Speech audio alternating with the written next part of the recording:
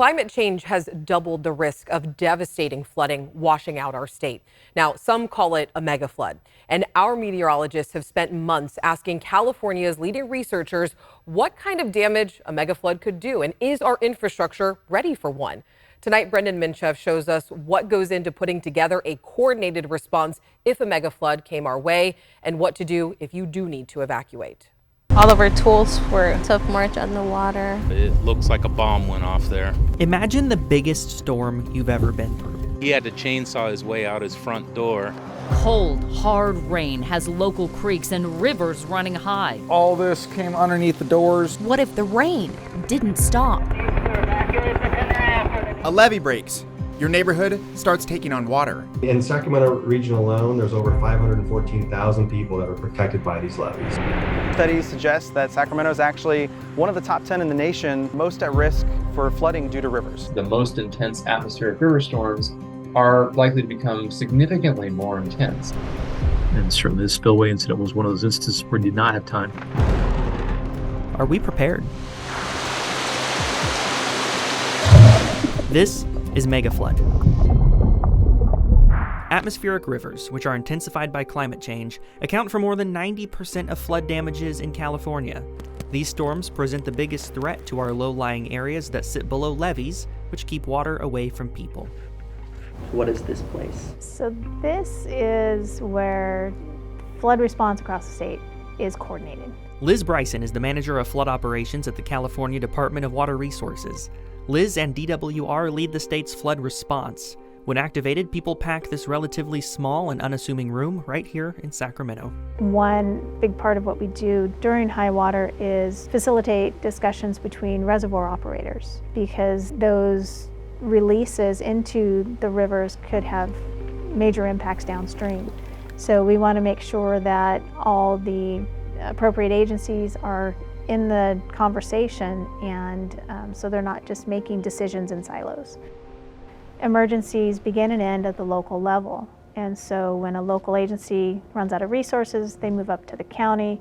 When the county runs out of resources, they come up to the state level. So the Flood Operations Center coordinates and supports that response. The Flood Ops Center was most recently activated in 2019 for 4 days. In 2017, the center was active for 151. That was the year of the Oroville Dam crisis. Nearly 200,000 people living downstream from the dam were told to leave their homes. It was a crisis Butte County Sheriff Corey Honey remembers well. There's been an ongoing effort to try to get people to understand that we don't issue these warnings lightly. They're based on the best information we have at the time. They're based on our experience with these kinds of events, and ask that they heed those warnings and move to an area where they're much safer. One of the things that we learned is that the most effective way to get somebody to evacuate is for a uniformed law enforcement officer to go to their house, knock on their door, tell them of the emergency, and tell them what they need to do. But sometimes you don't have the time for that, and certainly the spillway incident was one of those instances where we did not have time. In 2017, Sheriff Honey personally called David and Mariana Rodriguez to tell them to leave their home. I said, all right, well, we're going to try to get out of here as fast as I can. And I know a bunch of back roads to run through the agriculture roads. So it was able to get me pretty fast to the nice landing area until we hit that area. So everybody was trying to go out to either Woodland, Calusa, different areas. So once I hit nice landing to Woodland, it took me about 2 hours to get into Woodland, which should be only about 20-minute drive. They opted to take the back roads instead of the major thoroughfares, something not recommended should flooding occur. Are there designated flood evacuation routes? There absolutely are designated flood emergency routes from every community in Sacramento County and San Joaquin County and up and down the valley. John Kane with River Partners works to restore natural floodplains and bolster defenses that protect flat, low-lying areas in the Sacramento and Central Valleys. What building in the floodplains does, behind a levee or below a dam, is puts a whole bunch of people in harm's way and enriches some developer that put houses in the floodplain. They're not paying for the dam. They're delivering a bill, almost certainly to future generations to have to pay for that foolish development. Following the Hurricane Katrina disaster in Louisiana, officials put a building moratorium on Sacramento's Natomas neighborhood until 2015 over concerns the levees were not strong enough to help hold back the American and Sacramento rivers. The levee system was and still is being upgraded to better withstand heavy storms. What's really important is everybody understands what the evacuation route is. And it's particularly important for residents to know where to go and where not to go. Sometimes people think, all I got to do is get out of town. Well, you could be driving right into the flood. These renderings from Sacramento County show the evacuation route should a levee fail in South Natomas, as large portions of the area would be underwater in hours. If a levee broke in the area around Old Sacramento, most of downtown and the Pocket would be under 16 feet of water within a day. As we live and continue to build in flat, low-lying cities in the valley, it's important to know your way out should disaster hit. Your best defense against flooding is to be prepared. Brendan, we aired this piece in December before any of these storms. I mean, we really got a taste of what this can do to our area and what it can mean for our area. Yeah, and with this intense string of atmospheric rivers that we've had, we just wanted to show how big the impact of one levee failure could have. So let's take Natomas, for example. People living there would only have a few hours to get out of their homes if a levee were to break. This levee helps protect neighborhoods in South Natomas from being underwater. It's located near Discovery Park on the American River. The levees here are maintained by Reclamation District 1000, and they rely on decades-old pumps to help push water back up and over the embankments. If a levee were to buckle in this area, residents would only have about 2 hours to start evacuating before major roads like El Camino Avenue become impassable. In that time, neighborhoods along Garden Highway could already have a foot of water in their living rooms and their backyards. Within 6 hours, the floodwater would rise even more, forcing major highways like I-5, I-80, and Highway 99 to close, effectively cutting the state in half, both north to south and east to west. The Sacramento International Airport would have to close down too, with standing water on the tarmac. This alone would have massive economic impacts on the entire state of California.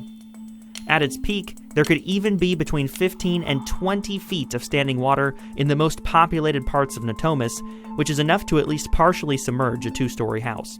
About 130,000 people live in this part of Sacramento alone. It's a huge reason why Sacramento County has some of the highest flood risk of any major city in the United States. And on a smaller scale, I mean, we did see this in Wilton. I saw some of those breaches firsthand. Yeah, I mean, I was working that night here doing the weather. The night that I guess that was right after New Year's, we had all of the flooding concerns going on, all that rain coming in. We got the flash flood warning. It said levee break imminent in Wilton, and residents only had a few hours to pack their belongings and get out. And leave, yeah. And that is the kind of thing that we're talking about here. It doesn't really matter where you live. All of Sacramento, and to some degree as well, Stockton down towards Modesto, all protected by levees and this flood infrastructure. So when it rains, yeah, it's going to work 99% of the time, right? But it's always the question mark is it going to hold this time, right? We've had all this rain in a mega flood scenario like this, where you have 30 days plus of rain and it just keeps falling and reservoirs are dumping. They're in flood control management. You get no break whatsoever. No breaks, and that's when we start to wonder, look, there could have some issues with the levee, so it's important everybody has flood insurance, and you have your go bag. Just take it seriously, right? You're not going to need to evacuate every single time, but it's important to know where the evacuation routes are. It's important to know what to bring and what to have with you. Yep, and the Flood Ops Center that you talked about in your piece, it was activated for the first time since 2017. What do we know about how it went? Yeah, it was active for 4 days in 2019. That was the most recent time, but then it activated this January, and a lot of what they were focusing on was the Wilton area with the Cosumnes River. They had flood fight materials down there. They had flood fight experts over there as well, just to help reinforce that levee. Because it broke early on, right? We had multiple breaks in the levee early on in this line of atmospheric storms that we had. So it was important to help reinforce it so that we could maintain or manage the flooding that we had down there. All right, Brendan, thank you. And this isn't the end of our mega flood series. We do have Carly coming up tomorrow, and she's really looking at how you can prepare. Do you have flood insurance? So she'll be answering all those questions. And the importance of go bags. Yes, exactly. All right, Brendan, thank you so much. Thank you. We'll be right back after this.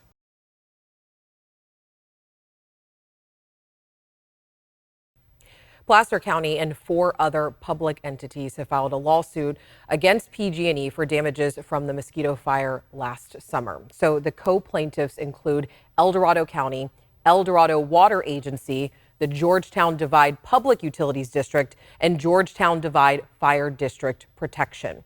And they claim that PG&E's equipment sparked the mosquito fire, which caused significant damages.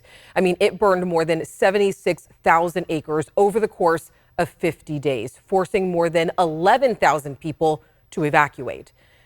And when we come back, our state's most vulnerable population rebuilds from scratch as the recovery efforts continue across Northern California. We'll have more coming up.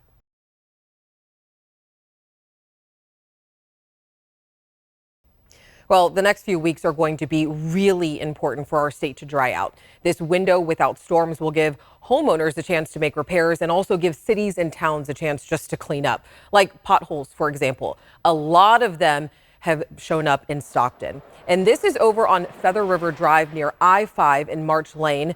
This one is about 10 feet long. And these don't just make a rough ride. They can also mess up your alignment or even wreck your tire. And one guy that we spoke to, he hit one along Trinity Parkway and had to replace his front tire.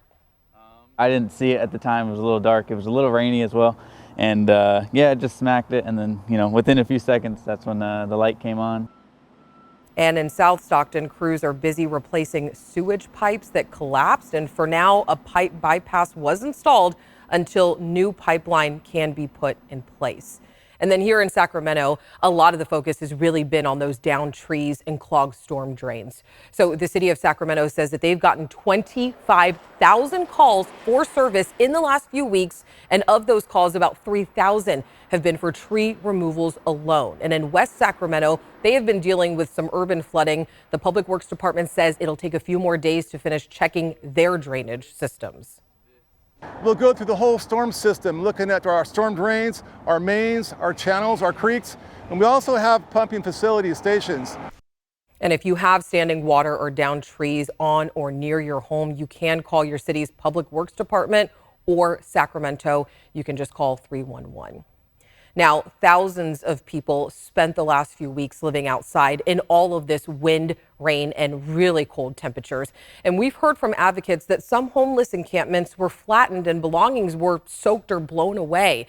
And we know at least 2 unhoused people, they died in these storms. Now, Becca Habegger went to Mary House, a program for women, children, and families through Loaves and Fishes right here in Sacramento, to talk about the need after these storms.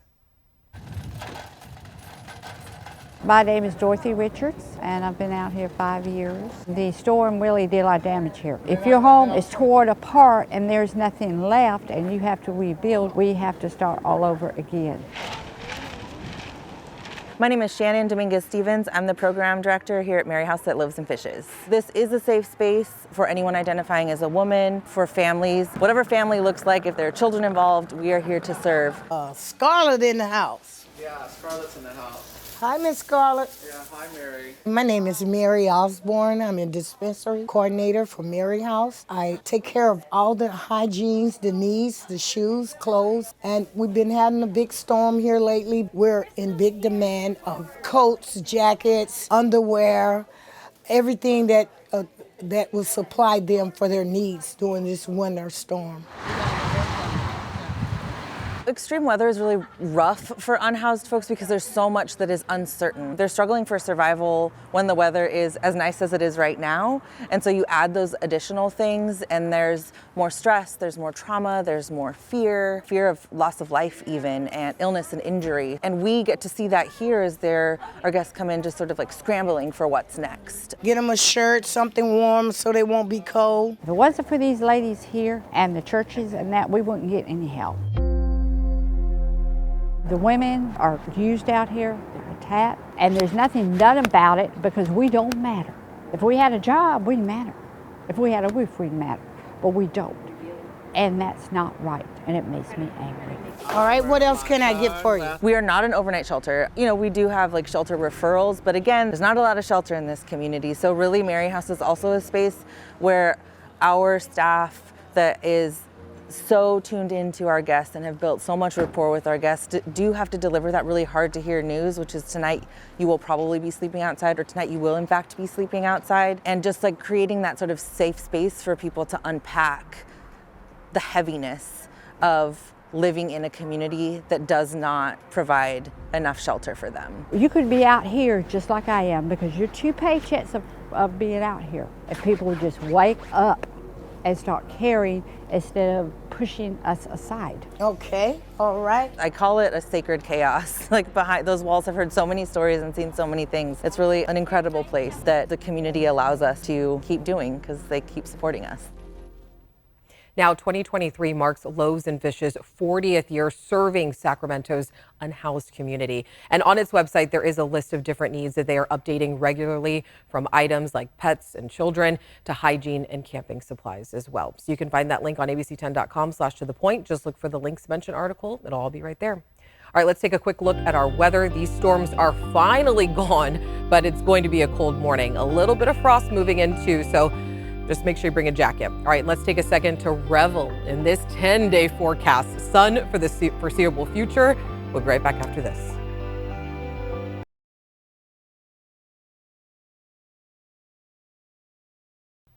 PG&E's criminal manslaughter hearing continued today in Reading. New evidence was presented about how the Zogg fire started back in 2020.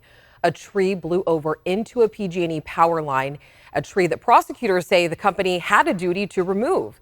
And the Zogg fire killed 4 people in the hills near Reading. Tonight, you'll hear from the family of the victims for the first time and what they want to see from PG&E. Brandon Ritterman reports from Shasta County. PG&E admits its power line sparked the Zogg fire, but it denies committing any of the 31 alleged crimes, arguing that it did what it could to try to prevent this fire. To some of the family members of the victims killed in the Zogg fire, it simply feels like PG&E isn't coming clean. A father and 2 grandparents walked into court Thursday wearing shirts printed with photos of 8-year-old Fayla McLeod and her mom, Elena, who lost their lives together trying to escape. Being in the same room as PG&E's team of lawyers was tough. I'd like you to look at my son in the face and tell him, how come you didn't cut that tree down? Susie Bewley is Fayla McLeod's grandma. To her, PG&E's defense feels like a series of excuses to cover up how her grandchild and daughter-in-law died. Honor it by saying, yes, we are guilty. Yes, it was because of our neglect that your family is not here anymore. That's honor. In court, new photo evidence showed the 100-foot-tall gray pine that fell into PG&E's power line during a 2020 windstorm. PG&E's legal team declined to be interviewed, and the court won't let us record audio of what anyone says inside. But PG&E portrayed the Zogg fire as an unfortunate tragedy that it tried hard to prevent. Prosecutors worked to show the opposite. The tree had a big open wound, which would have been a huge red flag that it had health problems, according to arborist Joseph McNeil. He worked on CAL FIRE's arson investigation of the Zogg fire. But we heard the same thing from Larry Lacunza, who was a PG&E contractor, hired to double-check which trees other contractors had marked for removal. He said the hollow cavity of that tree would be reason enough to have it cut down, regardless of the tree's other health problems. The families of the victims argue PG&E knew what it needed to do, but it just didn't do the safety work. Quit saying, I'm not guilty, I'm not guilty, I'm not guilty. You're guilty. We believe PG&E did not commit any crimes, PG&E spokesperson Lindsay Palo said in an emailed statement. We believe the conduct of our coworkers and contractors reflects good faith judgment by qualified individuals. Lacunza is one of the sources that led a federal judge to conclude PG&E had marked the tree that ultimately fell down and sparked the Zogg fire all the way back in 2018. That was during PG&E's federal probation for the San Bruno crimes. We expect to hear more about that from Lacunza when he goes back on the stand. Court in this preliminary hearing is expected to pick back up on Tuesday, and it could last as long as 4 or 5 weeks. In Shasta County, Brandon Ritterman, ABC 10 News. And Brandon's court coverage will continue next week. And before we go, I do want to mention that back in September, we brought you our special episode, Honored Ashes Stories Untold. And it's about Sacramento's deadliest plane crash that took the lives of 22 people. And this weekend, we will be screening our special at the unveiling of the Sacramento's Regional Fire Museum. They have a new exhibit about this plane crash.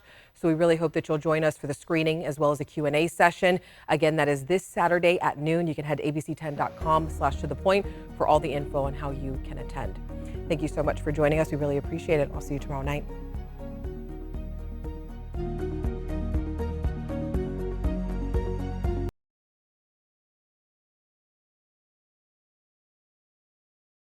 Hey, it's Alex. Just wanted to say thank you so much for watching.